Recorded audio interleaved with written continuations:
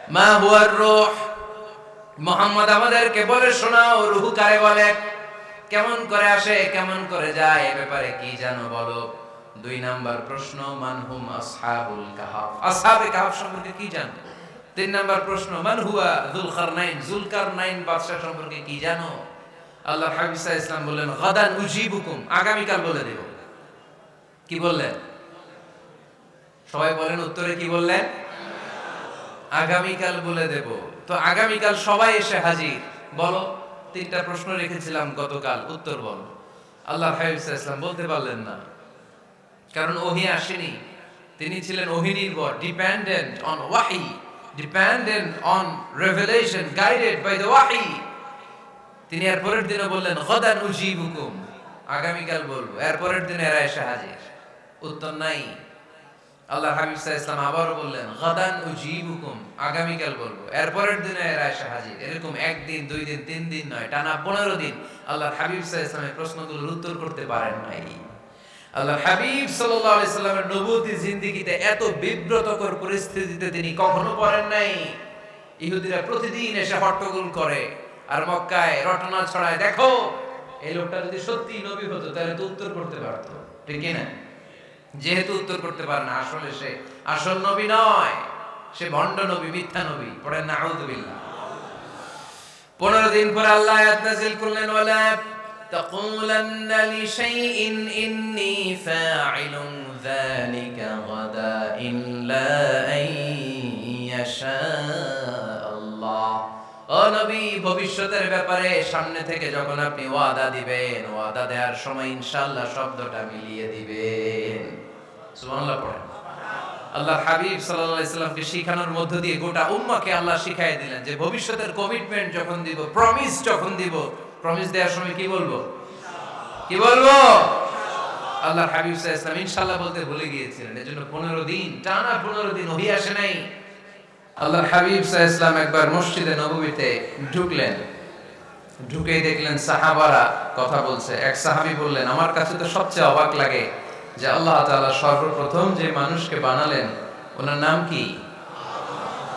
সবাই পড়েন, তুমি মাটির আদমকে প্রথম সৃষ্টি করিয়া ঘোষণা করিয়া দিলে শ্রেষ্ঠ বলিয়া, তাই তো নূরের ফেরেশতা করে আদমকে সেজদা, ঠিক কি না? তাই তো নূরের ফেরেশতা করে আদমকে সেজদা, সবার চেয়ে সম্মান দিলে মাটির আদমকে। আল্লাহু আল্লাহু তুমি জাল্লে জালালুহু, শেষ করা তো যায় না গে তোমার গুণগান। আল্লাহু আল্লাহু, সুবহানাল্লাহ পড়েন।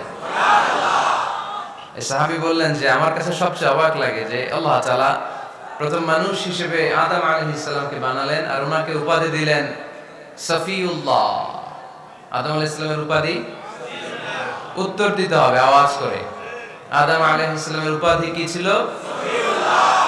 আল্লাহর হাবিব সাল্লাল্লাহু আলাইহি ওয়াসাল্লাম দূরে দাঁড়িয়ে শুনছেন সাহাবাদের কনভারসেশন।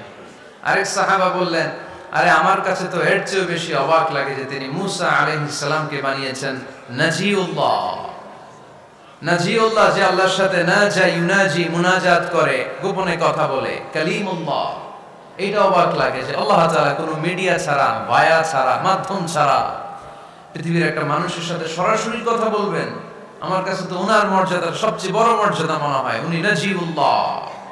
আরেক সাহাবা বললেন, আমার কাছে তো এর চেয়েও বেশি অবাক লাগে সাইয়েদনা ইব্রাহিম আলাইহিস সালামের ব্যাপারটা, কারণ ওনাকে আল্লাহ তাআলা বানিয়েছেন খলিলুল্লাহ। তাহলে একজনকে পাওয়া গেল সফিউল্লাহ, আরেক নবীকে পাওয়া গেল কালিমুল্লাহ বা নাজিউল্লাহ, আরেক নবীকে পাওয়া গেল খলিলুল্লাহ। এই কনভারসেশন যখন আল্লাহর হাবিব সাল্লাল্লাহু আলাইহি ওয়াসাল্লাম শুনলেন, আল্লাহর হাবিব সাল্লাল্লাহু আলাইহি ওয়াসাল্লাম মসজিদে নববীতে প্রবেশ করে সাহাবাদেরকে বললেন, তোমরা যা বলেছো আমি সব শুনেছি, তোমরা যা বলেছো সব সত্যই বলেছো, ঠিকই বলেছো। আল্লাহ তাআলা একজনকে বানিয়েছেন সফিউল্লাহ, একজনকে বানিয়েছেন খলিলুল্লাহ, একজনকে বানিয়েছেন কালিমুল্লাহ।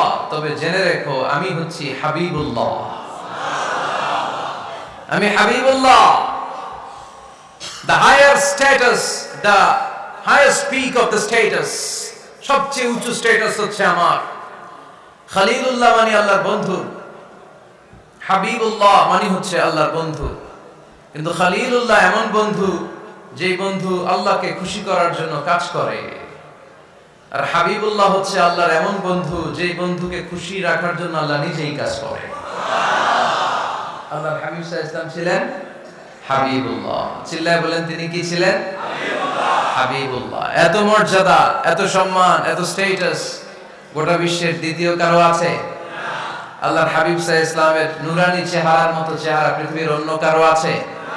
কোন দিক দিয়ে আল্লাহর হাবিবের সাথে কোন মানুষের কোন ধরনের কম্পারিজন, তুলনা চলতে পারে না। whether it's the fitness, whether it's the skin color, whether it's the sound, whether it's the status, is out of any kind of comparison.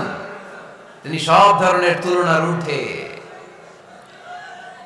as a father, as a teacher, as a commander, as a lawgiver, as a lawmaker, as a reformer of the society, Muhammad is the superman of the world. সুবহানাল্লাহ পড়তে পারলেন না? স্বামী হিসেবে, বাবা হিসেবে, নেতা হিসেবে, সমাজ সংস্কারক হিসেবে, নবী হিসেবে আল্লাহ রাসূল সাল্লাল্লাহু আলাইহি ওয়াসাল্লাম হচ্ছেন এই পৃথিবীর একজন সুপারম্যান। আল্লাহু আকবার। যার উপর একবার দরুদ পড়লে 10টি রহমত নাজিল করে কে? আল্লাহ। 10টি গুনাহ maaf করে কে? আল্লাহ। যিনি দরুদ পড়লো তার স্ট্যাটাসকে 10 গুণ বাড়িয়ে দেয় কে? আল্লাহ। ওই হাবিব সাল্লাল্লাহু আলাইহি ওয়াসাল্লামের উম্মত হতে পেরে আমরা খুশি না বেজা? আমরা আল্লাহর রাসূল সাল্লাল্লাহু আলাইহি ওয়াসাল্লামকে আজকে জানার চেষ্টা করব কোরআনের আলোকে। ইনশাআল্লাহ পড়েন। আল্লাহর হাবিব সাল্লাল্লাহু আলাইহি ওয়াসাল্লাম এতটাই মর্যাদার অধিকারী, ওনার স্ট্যাটাস এত হাই, উনি যদি ওনার মুখ দিয়ে কখনো বলেছেন ইয়েস, ওটা শরীয়তেও ইয়েস। উনি যদি মুখ ফসকে কখনো বলেছেন নো, মানে না, এটা শরীয়তেও না। তার মানে উনি হ্যাঁ বললে এটা হালাল হয়ে যায়, উনি না বললে এটা হারাম হয়ে যায়। উনি আঙ্গুল তুললে চাপ ভেঙে 2 ভাগ হয়ে যায়। উনি জমিন থেকে পা উপরে উঠালে আল্লাহর আরশের দিকে মেরাজে চলে যায়। উনি এমন নবী, উনারে বাদ দিলে ইসলাম থাকে না, থাকে? উনি এমন রাসূল, উনারে বাদ দিলে কোরআন বোঝা যায় না, কারণ কোরআন ওনার উপর নাজিল করেছে কে? আল্লাহ। উনি এমন হাবিব যাকে বাদ দিলে হাদিস বোঝা যায় না, কারণ এই হাদিস হচ্ছে এই প্রিয় নবীর মুখ নিঃসৃত বাণী, ঠিক কি না? উনি এমন রাসূল যাকে বাদ দিলে সালাত বোঝা যায় না, কারণ সালাত কেমন করে পড়তে হয়, আদায় করতে হয় বিশ্বনবী হাতে কলমে শিক্ষা দিয়েছেন, ঠিক কি না? এক সাহাবী সালাত পড়ছিলেন, সালাত পড়ে আল্লাহর হাবিব সাল্লাল্লাহু আলাইহি ওয়াসাল্লামের কাছে আসলেন। আল্লাহ রাসূল বললেন সাল্লি ফা ইন্নাকা লাম তুসাল্লি, রিপিট ইউর সালাত because you didn't offer your সালাত ইন এ কারেক্ট ওয়ে। আবার নামাজ পড়া হয় নাই।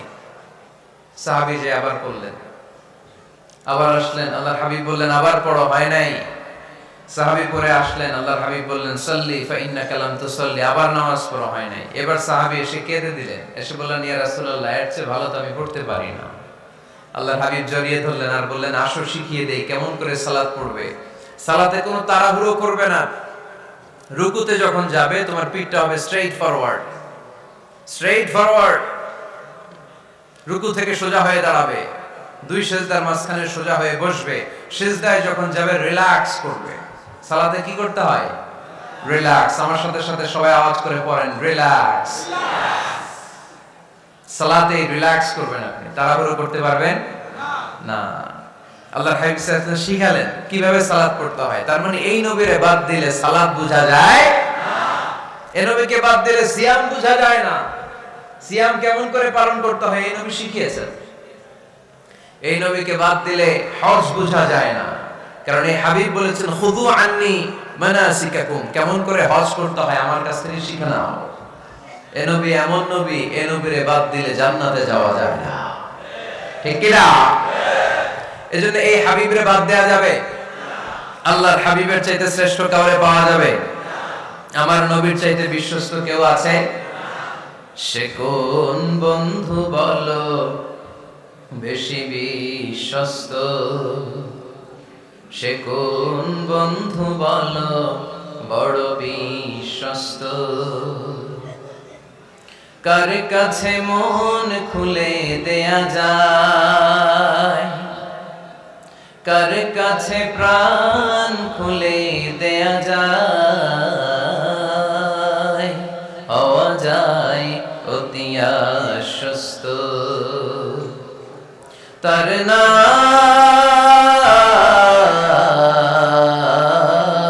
আহমদ বড় বিশ্বস্ত। সুবহানাল্লাহ। ওনার চাইতে বিশ্বস্ত গোটা দুনিয়ায় দ্বিতীয় কাউকে খুঁজে পাওয়া যাবে। এজন্য উনি যা নিয়ে এসেছেন ওইটাই আমাদেরকে ধরতে হবে, because he is our model. তিনি আমাদের সেলিব্রিটি, তিনি আমাদের মডেল। তিনি যেমন যেমন করেছেন তেমন তেমন করলে লাভ না লস? আওয়াজ করে বলতে হবে লাভ না লস? এজন্য আল্লাহর হাবিব সাল্লাল্লাহু আলাইহি ওয়াসাল্লামের আদর্শই আমাদের আদর্শ, ঠিক কি না? আমা আতাকুমুর রাসূলু ফাখুযুহু ওয়া মা নাহাকুম আনহু ফান্তাহু। Whatever he brings you, take it. Whatever he forbids, abstain from it. তিনি যা নিয়ে এসেছেন ধরো, তিনি যা নিষেধ করেছেন ছাড়ো। পারা যাবে? আমি প্রশ্ন করি, উত্তর দেন। তিনি যা নিয়ে এসেছেন ধরো। আওয়াজ করে বলবেন, তিনি যা নিয়ে এসেছেন ধরো, তিনি যা নিষেধ করেছেন ছাড়ো। এতেই কল্যাণ, দুনিয়াতেও কল্যাণ, আখিরাতেও কল্যাণ, ঠিক কি না? যা নিয়ে এসেছেন এতে বারাকাত, যা নিয়ে এসেছেন এতে কল্যাণ, যা নিয়ে এসেছেন এতে রাহমা। যেটাই নিষেধ করেছেন ওটার মধ্যে গজব, ঠিক কি না? যেটাই নিষেধ করেছেন ওটার মধ্যে ক্ষতি, যা তিনি বারণ করেছেন ওইটাতে লস। আমরা লসের খাতায় নাম তুলতে চাই না। এজন্য আল্লাহর হাবিব সাল্লাল্লাহু আলাইহি ওয়াসাল্লাম যা নিয়ে এসেছেন আমরা সেটাই ধরবো, যা থেকে তিনি বারণ করেছেন ওটা ছাড়বো। আমাদের মডেল হচ্ছে